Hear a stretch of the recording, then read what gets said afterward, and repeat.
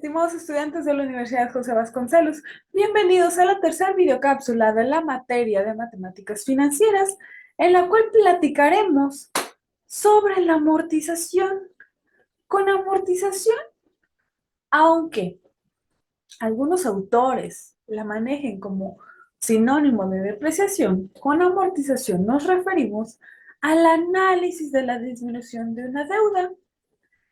Y antes de explicar esa disminución, es necesario que recordemos lo que veíamos en la videocápsula pasada referente a las anualidades. Las anualidades, como mencionábamos, son una serie de pagos iguales a iguales periodos de tiempo. Entonces, esos pagos iguales se van a denominar renta. Ahora bien, cuando yo tengo una deuda o pago un crédito, por ejemplo, en la compra de una casa a crédito, la compra de un coche a crédito, ¿qué va a pasar? Yo voy a realizar pagos iguales. Por ejemplo, si una persona que tiene un crédito para obtención de vivienda eh, paga mediante un descuento directo de su nómina, cada mes le van a descontar la misma cantidad. Ahora bien, ¿cómo se da ese proceso de amortización? Ojo, vamos a suponer que se debe 1 millón de pesos y que tiene intereses del 3% mensual. Entonces, que se debe 1 millón de pesos, que tiene intereses del 3% mensual y que voy a hacer pagos mensuales de 10,000 pesos. Entonces, en el primer pago de 10,000 pesos, yo estoy obligado a cubrir los intereses del millón que debo, que era un 3%, entonces deberán de ser 30,000 pesos. Quiere decir que no me ajusta. Entonces, el primer pago de 10,000 se va directo a intereses. Y así vamos a continuar. ¿Qué pasa? Va a llegar el punto en el que los intereses sean menores de esos 10,000 pesos que debo de pagar. Entonces, una parte de los 10,000 se va a ir a cubrir los intereses. Tal vez los intereses fueron de 9,000 pesos y me quedan 1,000 pesos libres. Entonces, de mi primer pago o de ese pago, que en este caso ya me va a ajustar para cubrir los intereses, de ese pago voy a cubrir los intereses y lo que me sobre lo mando a capital. Así funcionan estos créditos. Vamos a poner una cantidad más sencilla. Tal vez yo debo 10,000 pesos, voy a hacer pagos mensuales de 1,000 pesos, 10 pagos mensuales de 1,000 o aproximadamente.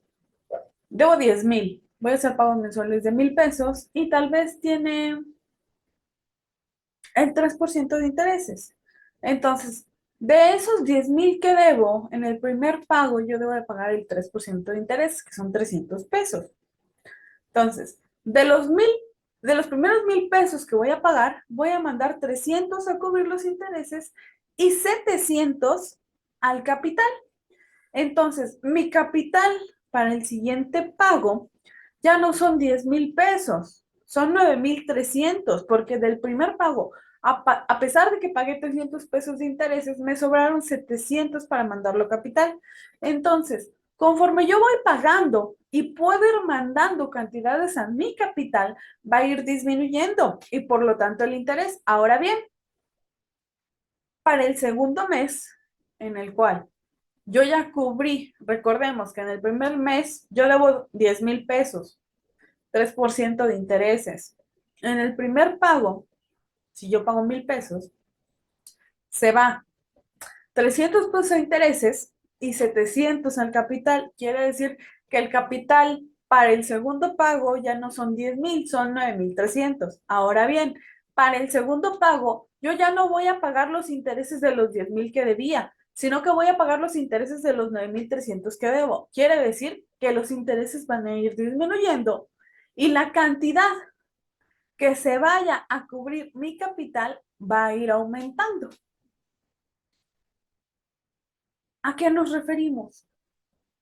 A que mientras los intereses disminuyan, a mí me va a dar una mayor oportunidad de mandar el dinero a capital. Y entonces mi deuda disminuye más rápido. Ahora bien, ¿por qué es que va disminuyendo la proporción de intereses que pago?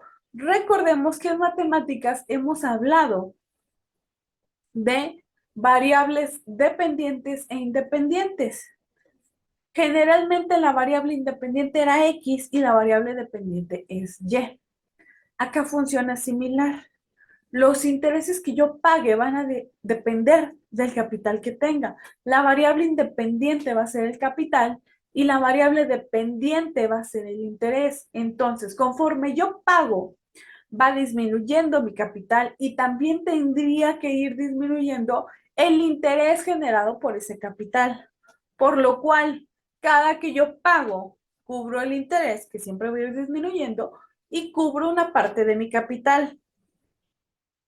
Otro punto, si mi capital va disminuyendo, el interés forzosamente tiene que ir disminuyendo y la proporción de mi pago mensual, o sea, de la renta, de esa serie de pagos iguales que eran las anualidades, la proporción de mi pago mensual que se va a intereses va disminuyendo y la que se va a capital va aumentando. Existen formatos llamados tablas o fondos de amortización en los cuales se explica detalladamente cómo es que se da este proceso. Porque vamos a tener varias columnas, el periodo, la cantidad pagada, el capital que se tenga o el saldo insoluto, el capital o saldo insoluto, los intereses que se hayan pagado y la cantidad que nos queda para mandar a capital.